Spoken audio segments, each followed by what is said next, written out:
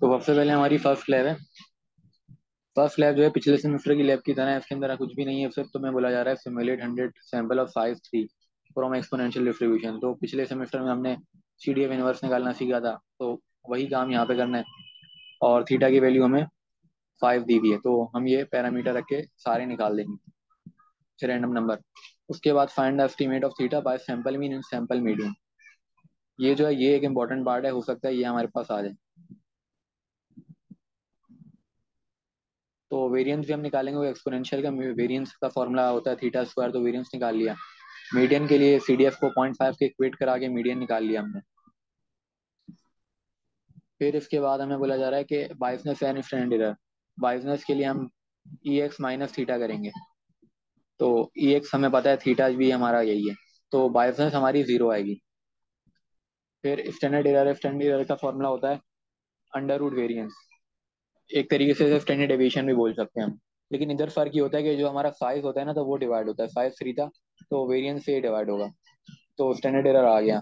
फिर MSE जो है ये हमें बोला जा सकता है, MSE में होता है बाइसनेस प्लस वेरियंस, तो इसका स्क्वायर करेंगे तो वेरियंस बन जाएगा। तो बाइसनेस प्लस वेरियंस हमने करा तो हमें MSE मिल गया। फिर मीडियन का फॉर्मूला लगाया, तो मीडियन जो है वही चीज़ है जो हमने ऊपर निकाली, उधर X1 के लिए निकाली, इधर Y2 के लिए निकाली है, तो यहाँ पे आंसर हमारा सेम होगा, कोई फर्क नहीं होगा। फिर उसके बाद यहाँ पे ये जो फॉर्मूला लिखा हुआ है EY2 और VY2, ये एक फॉर्मूला ही हमें बोला गया था याद करने को, उसकी लॉजिक फिलहाल तो हमें नहीं पता, लेकिन हमें जो क्लास में लिखवाया गया था वो यही फॉर्मूला था कि 5/6 थीटा हमने मल्टीप्लाई कराना है। तो अगर एग्जैक्ट ये लैब आती है तो हम कर सकते हैं, वरना हम वहाँ पे पूछ सकते हैं मुझसे कि Y2 के लिए जब मैं मीन निकालूंगा तो वहाँ पे हम क्या करेंगे। और वेरिएंस के लिए भी ये फॉर्मूला ही हमें याद रखना होगा। इसके अंदर जो ये वाली वैल्यू है तो वही है, और बस वाई स्क्वायर में 19/18 है। उसके बाद है आगे। आगे वेरिएंस निकालेंगे, स्टैंडर्ड एरर जो होगा इसका रूट होगा, और बाइसनेस जो है ये जो इसकी एक्सपेक्टेशन थी, इससे हम माइनस करेंगे 5 को, क्योंकि 5 हमारा थीटा था, तो बाइसनेस यहाँ पे आएगी। फिर MSE यहाँ पे आएगा बाइसनेस प्लस वेरिएंस का स्क्वायर, यहाँ लेकिन बाइसनेस का स्क्वायर होता है तो इसलिए पॉजिटिव हो जाएगा, तो MSE भी आ गया हमारा। उसके बाद हमें फॉर 100 सैंपल CDF जो है एक्सेल का मतलब यूज करके हम बनाएंगे दोबारा। मतलब जो काम हमें करना था वो यहाँ पे हो रहा है, जो फर्स्ट स्टेप क्वेश्चन में बोला गया था वो काम हो रहा है, कि ये सारे हमारे CDF इनवर्स से आए X1 X2 X3, इसका मीन इसका वेरिएंस और फिर इन सब का मीडियन। तो फिर इन सब की हमने वैल्यूज निकालेंगे। पॉपुलेशन मीन 5 है, सैंपल मीन हमारा ये है, सैंपल वेरिएंस ये है, तो सारे एक्सेल में कमांड लगाएंगे तो ये सारी चीजें हमें मिल जाएंगी। लेकिन यहाँ पे एक और चीज़ है कि वेरिएंस का भी मीन निकालना है हमने, जैसे वेरिएंस हमारे बने यहाँ पे तो इनका भी अलग मीन आएगा और मीडियन का भी अलग मीन आएगा, और मीडियन का भी अलग वेरिएंस आएगा। तो ये चीज़ यहाँ पे करनी है हमें स्लैब में। फिर जो वेरिएंस हमारे आए थे ना उनका हिस्टोग्राम हम बनाएंगे, तो बिन और फ्रीक्वेंसी हमें दे देता है एक्सेल, तो वो हम वेरिएंस के लिए भी करेंगे और मीन के लिए भी करेंगे और मीडियन के लिए भी करेंगे। फिर यहाँ ग्राफ बना हुआ है, ग्राफ हमने बनाना होगा। ग्राफ बनेगा बिन फ्रीक्वेंसी का, सारों का, मतलब मीन का भी, वेरिएंस का भी और मीडियन का भी। फिर इसके बाद लैब 2 है, लैब 2 में हमें पॉइसन डिस्ट्रीब्यूशन दी गई। तो यहाँ पे अपर और लोअर का हमें फॉर्मूला दिया हुआ है, अपर लिमिट और लोअर लिमिट हमें इस तरीके से बनानी है। तो सबसे पहले हम पॉइसन के एक्सेल में जाके रैंडम नंबर जनरेटर में जाके सारे रैंडम नंबर जनरेट कर देंगे। वो जनरेट करने के बाद हमने ये जो कॉलम हमारे बने हुए जैसे सबमिशन XI, तो सारे रैंडम नंबर का सम निकालेंगे। तो अपर लिमिट में यूज होगा और लोअर लिमिट में भी, बस फर्क ये है कि, और 2n भी हम निकालेंगे। 2n ये मतलब कॉलम्स हमारे बनेंगे। तो मैं इसकी फाइल शेयर कर देता हूँ किस तरीके से है ये।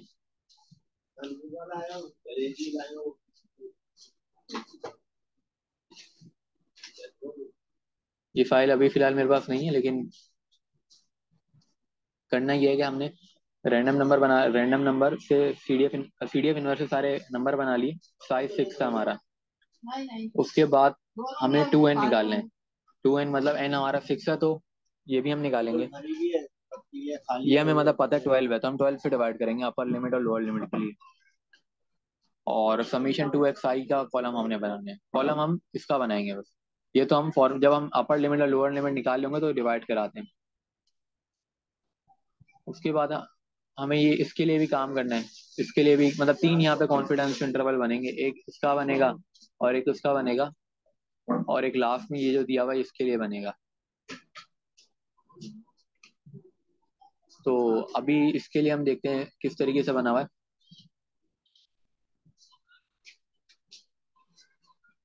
तो यहाँ पे हमारा केस बने कि विद विद एस्टिमेटेड और एक विदाउट एस्टिमेटेड। तो ये डेरिवेशंस हैं, ये डेरिवेशंस हमें याद करनी पड़ेंगी। इसके अंदर हुआ कुछ भी नहीं है, ये है कि एक्स नॉर्मल अप्रोक्सीमेशन में जो फॉर्मूला था एक्स बार माइनस म्यू ओवर सिग्मा, तो ये वही फॉर्मूला लिखा हुआ है, और जेड अल्फा बाय टू एक बार प्लस का एक माइनस का। तो यहाँ पे हमें ना थीटा को सिंगल करना होता है। थीटा को सिंगल करने के लिए हमने पहले ये जो नीचे वाली टर्म थी दोनों तरफ मल्टीप्लाई करा दी, और फिर उसके बाद एक्स बार दोनों तरफ प्लस करा दिया, जिसकी वजह से ये सिंगल हो गया। और फिर सारी टर्म को पे मॉड्यूलस लगा के हमने अलग कर दिया सेपरेट। ये यहाँ पे स्टेप हुआ है, ये जैसे यहाँ पे स्टेप हुआ है ये वाला। तो ये एक टर्म आ गई हमारी कॉन्फिडेंस इंटरवल के लिए। तो कॉन्फिडेंस इंटरवल इस तरह बनेगा हमारा कि एक बार हम अल्फा की वैल्यू 1 अल्फा लेंगे, और एक अल्फा बाय 2 लेंगे, और एक बार 1 - अल्फा बाय 2 लेंगे।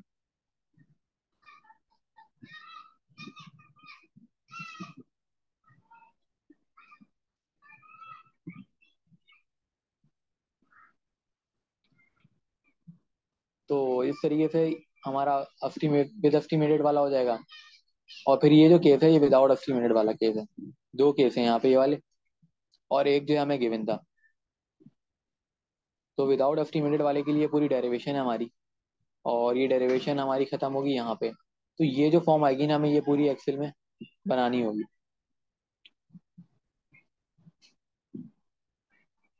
तो ये स्टेप्स हैं वही जो मैंने बताया था स्टार्ट में, कि हमने x1 x2 x6 तक और 50 इसके CDF इनवर्स से पॉइजन को फॉलो करने वाले रैंडम नंबर बनाए।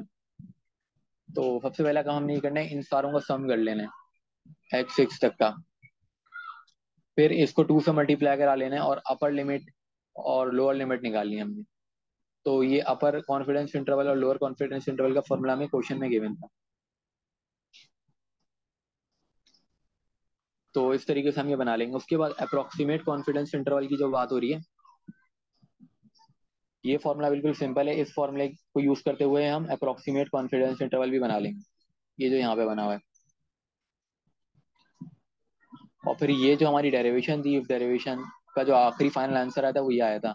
तो इसको यूज करते हुए यहाँ पे एक और हमारा बनेगा अपर लिमिट और लोअर लिमिट। फिर इन सारों की लेंथ हम निकालेंगे, लेंथ आती है अपर माइनस लोअर लिमिट, और उन सारी लेंथ का मीन और वेरिएंस निकाल के एक कंपैरिजन टेबल बनाएंगे।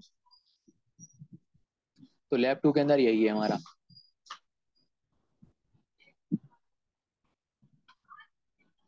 तो मैं लैब 2 की जो एक्सेल फाइल है वो शेयर कर देता हूँ ताकि समझ आ जाए।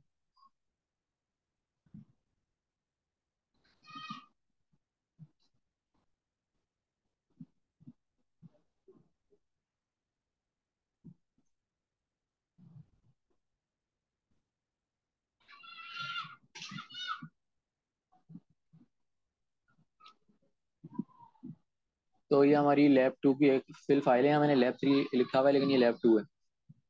तो ये जो सारे हमारे नंबर हैं ये पॉइजन डिस्ट्रीब्यूशन को फॉलो करते हैं, CDF इनवर्स से निकाले गए।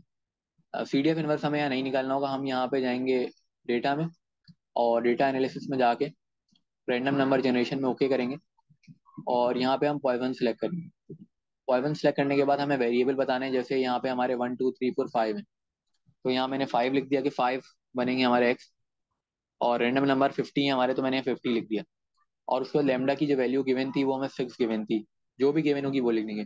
और ओके करेंगे तो ये बन जाएंगे अलग शीट पे। जैसे मैं ओके करता हूँ तो अलग शीट पे सारे नंबर बन गए।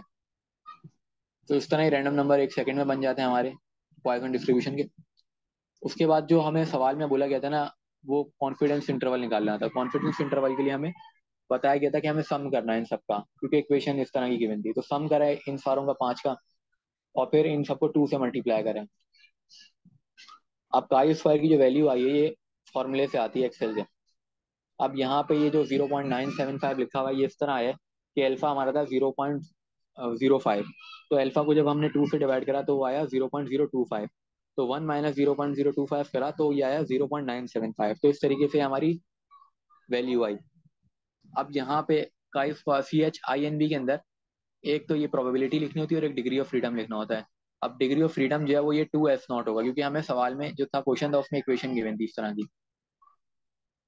और फिर लोअर लिमिट के लिए हमें करना ये होगा कि 2n से डिवाइड करना, क्योंकि क्वेश्चन में वो इक्वेशन गिवन थी। अब मैं वो इक्वेशन दिखा देता हूँ कहाँ पे गिवन थी।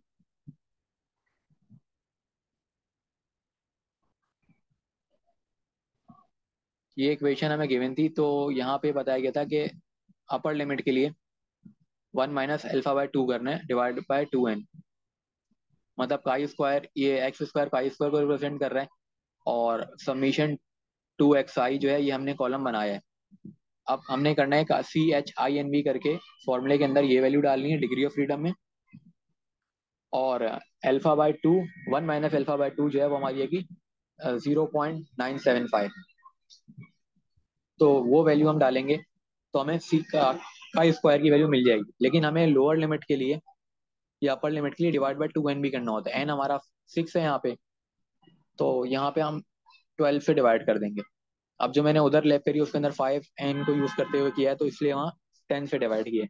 तो ये चीज रखनी है। और दूसरी चीज ख्याल ये रखना है कि एक्सेल जो है ना वो अपोजिट देता है। अगर यहाँ पे अपर लिमिट, एग्जाम में अपर लिमिट लिखी हुई आती है इस तरह और उसके आगे इस तरह की वैल्यू लिखी होती है, तो एक्सेल जो है ना हमें एक्सेल के अंदर अल्फा/2 की वैल्यू लिखनी होगी। मतलब एक्सेल अपोजिट काम करता है। ये अपर लिमिट के लिए जो लिखा हुआ है ये एक्सेल लोअर लिमिट के लिए करेगा। अब मैं एक्सेल के ऊपर आ जाता हूँ। तो लोअर लिमिट के लिए हमने ये वाली वैल्यू लिखी है। अब इसी तरह फिर अपर लिमिट के लिए हमें इक्वेशन डिफरेंट गिवन थी, तो ये इक्वेशन गिवन थी 2S0 + 1। तो इस इक्वेशन बनाने के बाद का स्क्वायर की वैल्यू लिखी, प्रोबेबिलिटी लिखी, और फिर लो अपर लिमिट बना ली, और फिर इनको अपर माइनस लोअर करके लेंथ निकाल ली। तो इसमें गलती ऐसे पता चलेगी, अगर लेंथ नेगेटिव आ जाए तो पता चल जाएगा कि गलत काम हो रहा है। तो ये लैब 2 इस तरह होगी हमारी। लेकिन लैब 2 के अंदर पार्ट्स हैं और भी। ये तो पहला पार्ट हुआ लैब 2 का। लैब 2 का जो दूसरा पार्ट है उसके अंदर हमें इस तरह की इक्वेशन गिवन थी, 1.96 गिवन था, और हमने एक उसका कॉलम बनाया, फिर x बार प्लस 1.96 बनाया। x बार जो है ये सारी वैल्यूज का एवरेज है जो हमने बनाए थे स्टार्टिंग में। तो हमने ये बनाया, उसके बाद ये जो हमारी इक्वेशन लिखी है ना ये डेरिवेशन ड्राइव करने के बाद आएगी। तो ये इक्वेशन हमें याद होनी चाहिए। तो ये इक्वेशन रखने के बाद हमारी अपर लिमिट और लोअर लिमिट बन जाएगी। फिर हम लेंथ निकालेंगे, और ये वाली जो है 1.96 वाली ये भी हमें गिवन थी। तो इस तरह करके हमारे पास 3 अपर लिमिट और लोअर लिमिट आएंगी, 3 लेंथ्स आएंगी। तो ये लैब 2 है हमारी, थोड़ी डिफिकल्ट है लेकिन हो जाएगी। अब लैब 3 के ऊपर आ जाते हैं।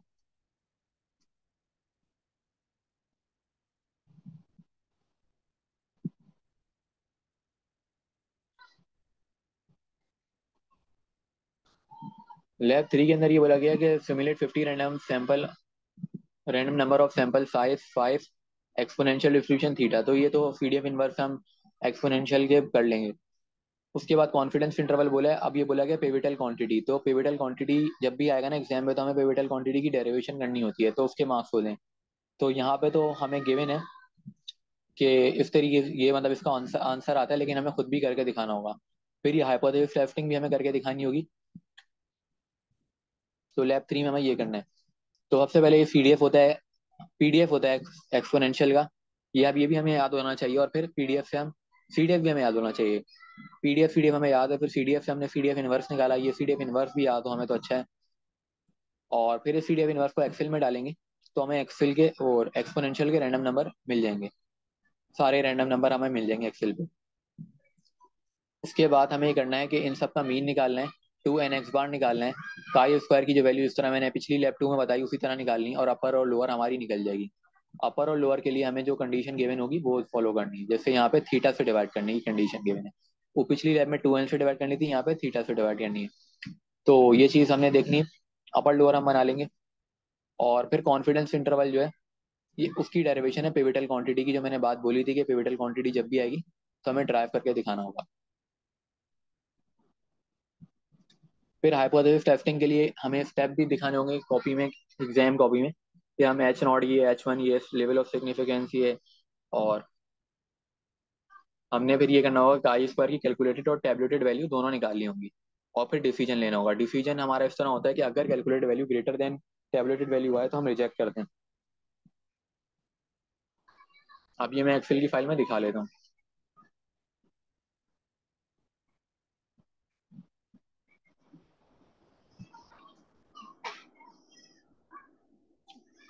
अब ये जो सारे नंबर हैं ये एक्सपोनेंशियल के नंबर हैं, रैंडम नंबर।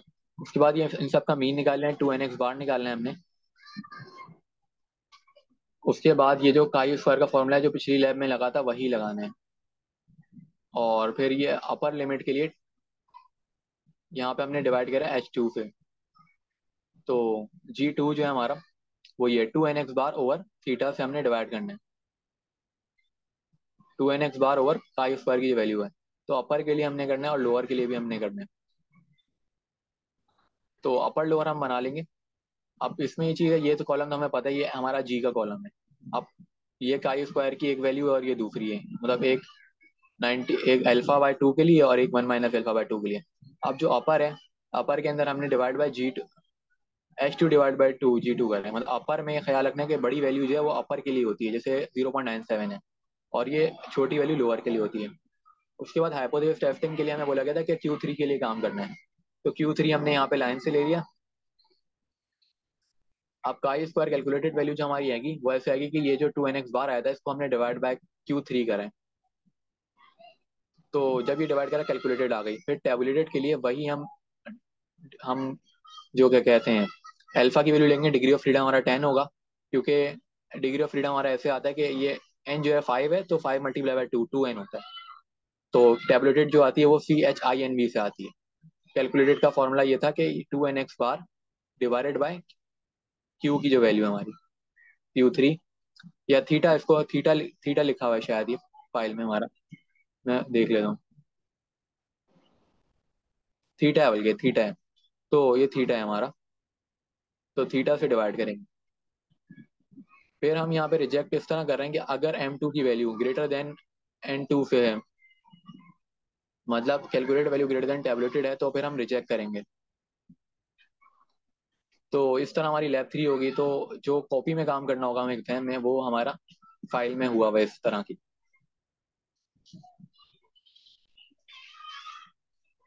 फिर इसके बाद लैब 4 है हमारी। लैब 4 के अंदर simulate random sample of size Z of uniform distribution. अब यहाँ पे यूनिफॉर्म डिस्ट्रीब्यूशन के लिए हमें रैंडम नंबर बनाने साइज जेड के लिए, तो एक्सेल में जाके रैंडम नंबर जनरेशन से बन जाएंगे।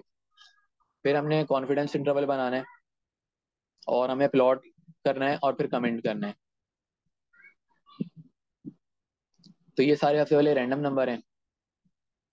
उसके बाद इस लैब के अंदर GM और LN हमें निकालना पड़ेगा। उसका रीज़न ये है कि हम यहाँ पे कॉन्फिडेंस इंटरवल बना रहे हैं यूनिफॉर्म के, तो यूनिफॉर्म का कॉन्फिडेंस इंटरवल आएगा तो फिर हमें जियो मीन निकालना होता है। तो जियो मीन और LN जियो मीन लिखना होगा हमें। काई स्क्वायर की दोनों वैल्यूज हम निकालेंगे, अल्फा/2 और अल्फा की। और उसके बाद जो है अपर लोअर का जो हमारा फॉर्मूला होता है वो ये होता है यूनिफॉर्म के लिए। तो ये फॉर्मूला हमें याद होना चाहिए। तो इस फॉर्मूले से अपर लोअर आ जाएगी हमारी। और फिर अपर लोअर के बाद हम लेंस भी निकाल लेंगे। अब जो हाइपोथेसिस बोला जाएगा हमें, वो क्यू थीटा के लिए बोला जाएगा, थीटा 8 के लिए। तो थीटा बल्कि हमारा 8 ही था क्योंकि फिक्स है तो हमारा। तो अपर लोअर और लेंथ जो है इन सबको हमने प्लॉट कर लेना है एक्सेल में। और 90% के लिए हमारा जो बस अल्फा है वो चेंज हुआ है, बाकी जो हमारा काम है वो सेम रहेगा। फॉर्मूला भी सेम रहेगा, बस अल्फा की वैल्यू चेंज हो जाएगी। और जो चेंज आया अल्फा की वैल्यू में वो यहाँ पे हम देख सकते हैं कि 90.9 हो गया। 0.9 डिवाइड बाई 2 करा तो 0.45 हो गया, और 1 माइनस करा तो 0.55 हो गया। तो लेफ्ट 4 में हमारा इतना ही था। उसके बाद अब लेफ्ट 5 है। लेफ्ट 5 में simulate 20 random number of size 30 given distribution. अब ये जो एक्सपोनेंशियल डिस्ट्रीब्यूशन है CDF इनवर्स से हम निकालेंगे। और यहाँ पे हमें हाइपोथेसिस टेस्टिंग भी बोली गई है, और हमें कॉन्फिडेंस इंटरवल के लिए वैल्यू फॉर्मूला भी गिवन है यहाँ पे। अल्फा की दो वैल्यूज हैं, 0.02 और 0.05 के लिए काम करना है। तो तकरीबन सारी लैब सिमिलर ही है, कोई चेंज ऐसा नहीं आ रहा।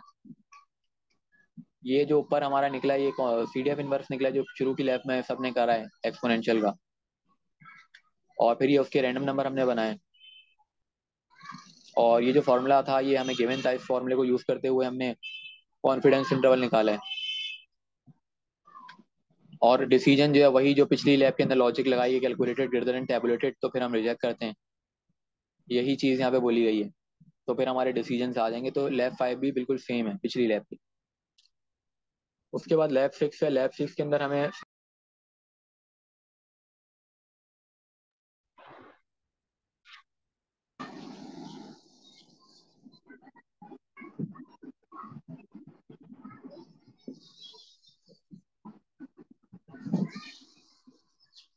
उसके बाद हमारी लैब 6 है, simulate 100 random sample of size 5। अब यहाँ पे जो CDF गिवन है ये कोई डिस्ट्रीब्यूशन का नहीं है, ऐसी कोई भी CDF हमें मिल सकता है जो कि डिस्ट्रीब्यूशन को फॉलो नहीं करता। तो इसका CDF इनवर्स हम निकाल लेंगे।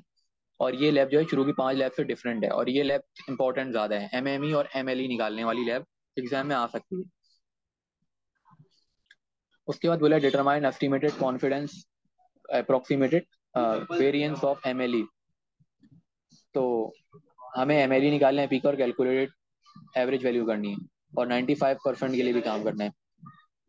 तो सबसे पहले हम रैंडम नंबर जनरेट करने के लिए CDF इनवर्स निकालेंगे। CDF इनवर्स निकाल लिया, मीन निकाल लिया। उसके बाद PMME का फॉर्मूला जो होता है वो फॉर्मूला हमें गिवन है, वो ये होता है x बार ओवर 1 - x बार। तो हम मीन निकालेंगे सबका, PMME हम निकाल लेंगे। PMME निकालने के बाद हमें MLE निकालना है। MLE का the formula of MLE is, MLE का फॉर्मूला होता है -n over summation ln x। तो इसके लिए हमें ln x वाली वैल्यू निकालनी होगी सारी। x जितने भी थे हमारे उन सब पे ln लगाना होगा, और फिर उन सबका सम करना होगा, और फिर -n divided by summation ln x करना होगा। तो PMLE आएगा ये। PMLE हमें मिल जाएगा। फिर उसके बाद वेरिएंस निकालना है MME का, और वेरिएंस ऑफ MLE, इन सब का वेरिएंस निकालना है, और अपर और लोअर निकालनी है दोनों की। तो वेरिएंस निकालने का काम ये तरीका ये होता है कि इन सब पे स्क्वायर करेंगे, मतलब MME का जो कॉलम आया था और MLE का इनका स्क्वायर करेंगे तो वेरिएंस आ जाएगा। उसके बाद अपर के लिए हमें ये फॉर्मूला गिवन है, ये जो हमारा बहुत पुराना फॉर्मूला है, ये हमें याद करना पड़ेगा अपर के लिए और लोअर के लिए। अपर और लोअर में बस प्लस माइनस का फर्क होता है। तो ये दोनों हम अपर लोअर निकाल लेंगे, सारे स्टेप फाइल में मौजूद हैं। मीन निकालने का हमें बोला जाएगा, तो मीन निकालने का फॉर्मूला ये कि जो पी की वैल्यू उसको यूज करते हुए मीन निकालेंगे हम। और वेरिएंस का फॉर्मूला ये हमें याद करना पड़ेगा। कॉन्फिडेंस इंटरवल हम निकालेंगे इस तरीके से। तो लैब 6 में भी कुछ नहीं है ऐसा। उसके बाद लैब 7 है। लैब 7 में simulate 50 random sample of size 30 of exponential distribution. तो यही कॉन्फिडेंस और यही CDF इनवर्स निकाल के एक्सपोनेंशियल के हम बना लेंगे, और MLE निकाल लेंगे हम। अब यहाँ पे फर्क ये आ रहा है कि सेंसर्ड अबव 3 क्वार्टाइल। तो जो हमारा एक्सपोनेंशियल है उसका क्वार्टाइल 3 हम निकालेंगे, और फिर हम कंडीशनल फॉर्मेटिंग करके ग्रेटर देन Q3 वाली वैल्यू को सेंसर्ड करेंगे। और MLE निकालेंगे थीटा का। तो इसकी ये एक डेरिवेशन है, ये भी हमें आनी चाहिए। और MLE फॉर सेंसर्ड की एक डेरिवेशन ये जो यहाँ पे हुई ये हमें आनी चाहिए। और रैंडम नंबर जनरेशन तो CDF इनवर्स से ही हो रहे हैं हमारे। अब मैं ये फाइल खोल देता हूँ एक्सेल की, किस तरीके से होगी कि होगी लैब, क्योंकि ये एक इंपॉर्टेंट लैब है।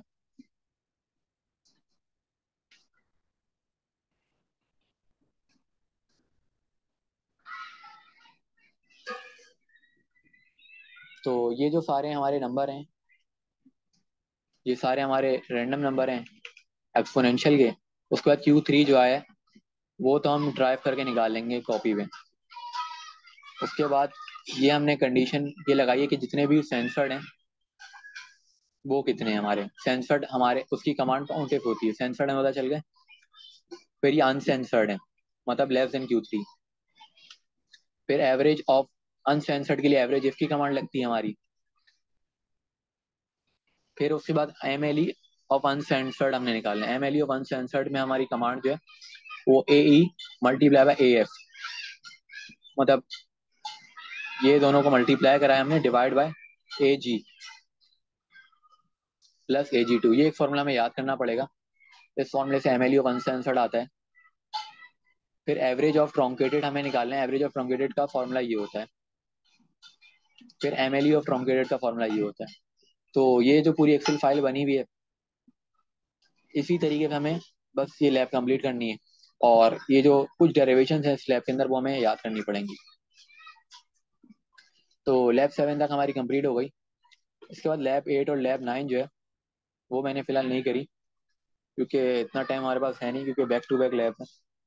तो यहाँ तक मैंने लैब 7 तक करी है। ये इसके अंदर कोई प्रॉब्लम हो तो कोई कमेंट करके पूछ सकता है कि कोई चीज़ अगर समझ नहीं आ रही।